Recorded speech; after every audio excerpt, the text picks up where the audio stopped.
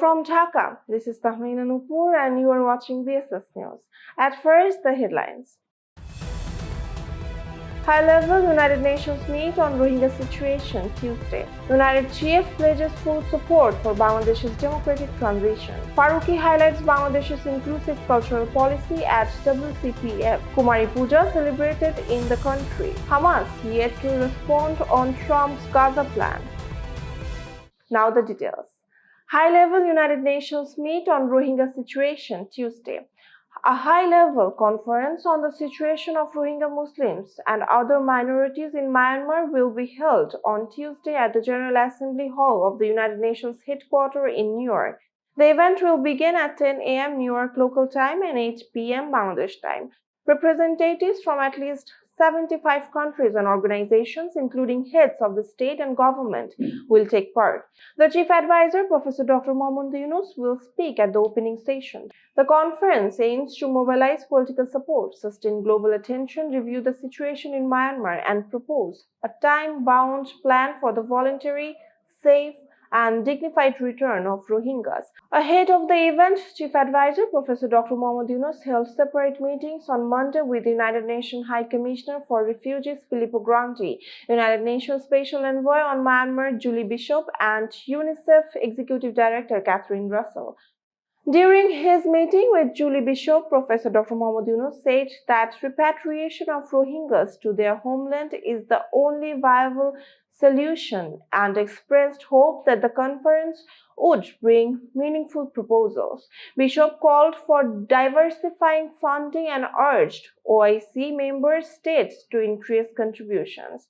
In talks with Filippo Grandi, Professor Dr. Mohammad Yunus highlighted that around 150,000 Rohingyas fled to Bangladesh over the last 18 months, worsening the crisis. He expressed optimism that Tuesday's landmark conference would provide a clear roadmap and mobilize funding for over 1 million Rohingyas in Bangladesh. Grandi praised last month's regional conference in Cox's Bazar, where Rohingya leaders participated for the first time.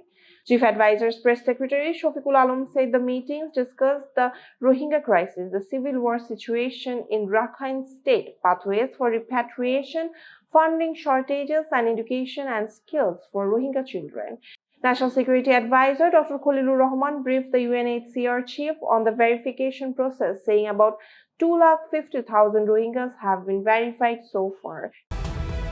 United Nations chief pledges full support for Bangladesh's democratic transition.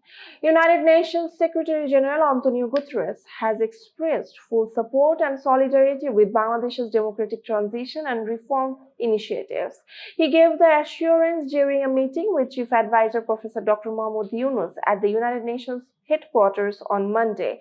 Professor Dr. Mohammad Yunus led a high-level delegation that included Foreign Advisor Tauhid Hossain, National Security Advisor Dr. Khalilur Rahman, Principal Secretary Sirajuddin Mia, and SDG Coordinator Lamia Morshed.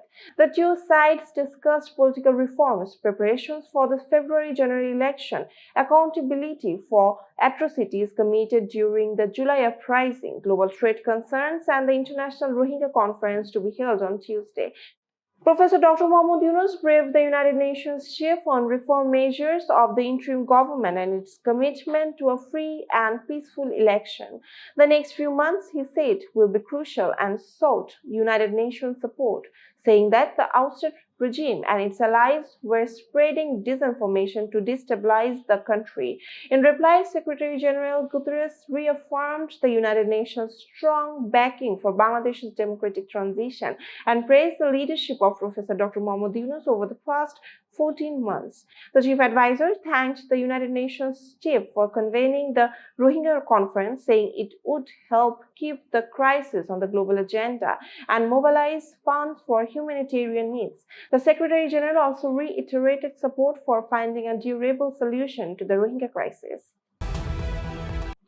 Advisor Farooki highlights Bangladesh's inclusive cultural policy at WCPF. Cultural Affairs Advisor Mostofa Farooki has said that Bangladesh's July Mass Uprising turned long-standing socio-cultural divides into a source of collective strength. He was addressing the World Cultural Policy Forum, widely known as Monte Cult 2025, in Barcelona on Monday. The three-day global gathering was inaugurated by Spanish President Pedro Sanchez. As head of the Bangladesh delegation, Advisor Farooki spoke the first plenary on cultural rights and economy of culture. He pointed out how cultural fault lines were exploited politically for decades and reaffirmed the interim government's commitment to build an inclusive cultural environment. He highlighted the example of this year's Ananda Shobhajatra, where all ethnic groups joined the Bengali New Year celebrations centrally for the first time in 54 years. The government, he said, has pursued a neutral cultural policy centering religious festivals, including Durga Puja, Eid, and Buddha Purnima. Farooki called for innovative cultural financing through public-private partnerships and urged the international community to use digital platforms and OTT services to promote cultural content. Cultural ministers of Finland, Paraguay, Malta, and Poland welcomed Bangladesh's vision. Monte Cult, the largest global forum of cultural ministers and policymakers, will adapt its declaration on Wednesday.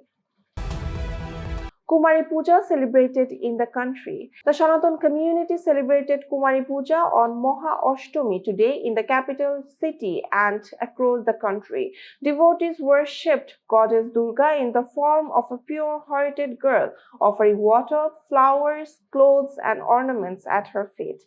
Men, women, and children, especially young girls dressed in traditional attire, took part with great enthusiasm. Puja Ujjapon Porishad President Basudev Dhar said that goddess Durga has been worshipped in many forms, including Kumaris, since ancient times, and this year too many devotees joined the ritual. The 5-day Sharadiya Durgotsav is continuing peacefully under tight security at mandaps nationwide.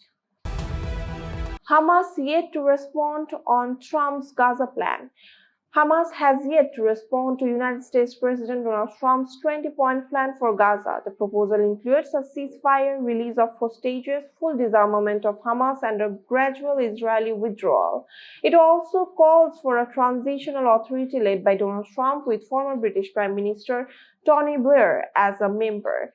Qatari Prime Minister Sheikh Mohammed bin Abdul Rahman Al Thani and the Egypt's intelligence chief Hassan Mahmoud Rashad handed the plan to Hamas negotiators, who said they would review it and respond.